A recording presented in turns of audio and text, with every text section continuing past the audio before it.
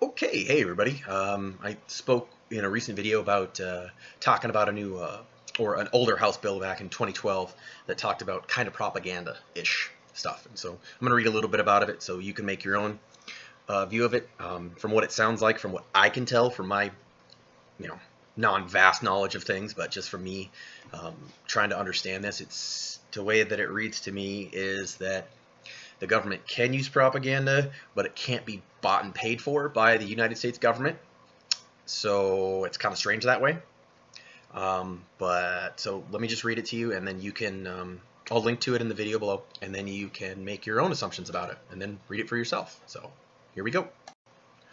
So this bill was introduced on May 10th of 2012, and the short title of it is the Smith-Mundt Modernization Act of 2012. And Section 2, it talks about that it is dissemination abroad of information about the United States. And one of the specific reasons that this bill came about was because in Minneapolis, Minnesota, they were having problems with Al-Shabaab. If you're not familiar with who they are, you should check them out. They're not a very good group. With broadcasting in Minneapolis to the Somali population. And there was people that tried to shut down the radio program that Al-Shabaab was putting out and broadcasting, but they couldn't because of the First Amendment. And they tried to say that they have, well, can we put out our own radio program funded by the United States government to counteract it? It's called Voice of America, and it was specifically designed to propagate out in other parts of the world as a counter argument to it. And they said, no, we cannot because specifically of this act.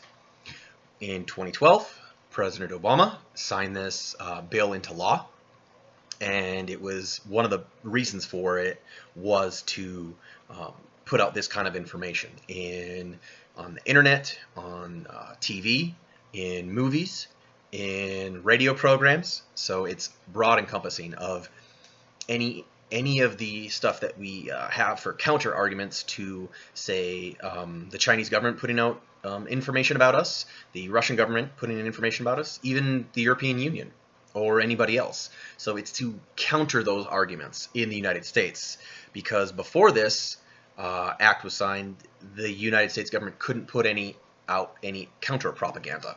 And that's all it is. It's propaganda of one sort, propaganda of another sort. So I'll link to that again, like I said, into this so that you can get it. And this is directly from Congress.gov, so it's not from a PDF from somewhere else. You're getting it from it, and you can read the actual text of it so that you can understand it yourself and then realize it, because as always, with the more information that you have, you can turn that into knowledge, and then you can be better off as a person, and we can be better off as a society. So one of the huge things that should be noted directly about this is that under it all, in Appendix B, I believe it would be, under Section 3, I believe it's called, it says, Rule of Construction. Nothing in this section may be constructed to affect the allocation of funds appropriated or otherwise made specifically available for public diplomacy. So that you can't use that for, all right, so yeah. And then also, nothing in this section may be constructed to require the Secretary or Broadcasting Board of Governors to make material disseminated abroad available in any format other than the format disseminated abroad. So you can't change it from radio to a video. It has to still stay in that same format. And then it talks about how that if the government can pay for it to be made, but it has to be very specific of what it is for the government to reimburse said allocation of funds. And hold on, I've got to find out where it was. I know that later on it. All right, so in this it says, In general, no funds authorized to be appropriated to the Department of State or the Broadcasting Board of Governors shall be used to influence public opinion in the United States.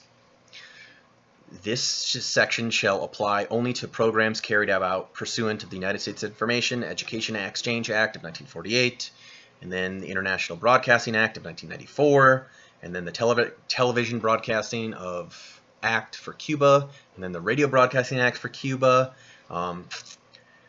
So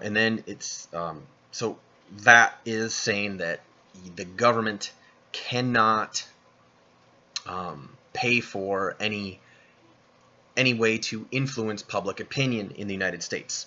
So being appropriated by specifically the Department of State, so the State Department, or the Broadcasting Board of Governors, which is what governs the broadcasting companies and such.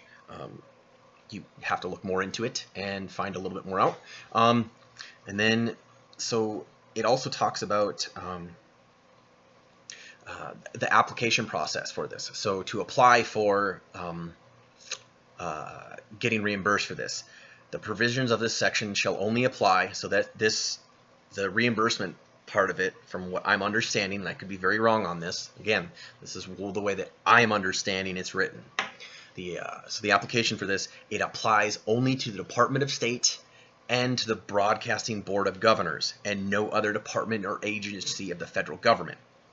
So the way that it understands to me is that if you are another government agency, or you are another subsidiary in this area, as long as you are not part of the State Department or you're not part of the Board of Broadcasting Governors, you can make the propaganda, I'm assuming. Or again, like I said, I could be totally misunderstanding this.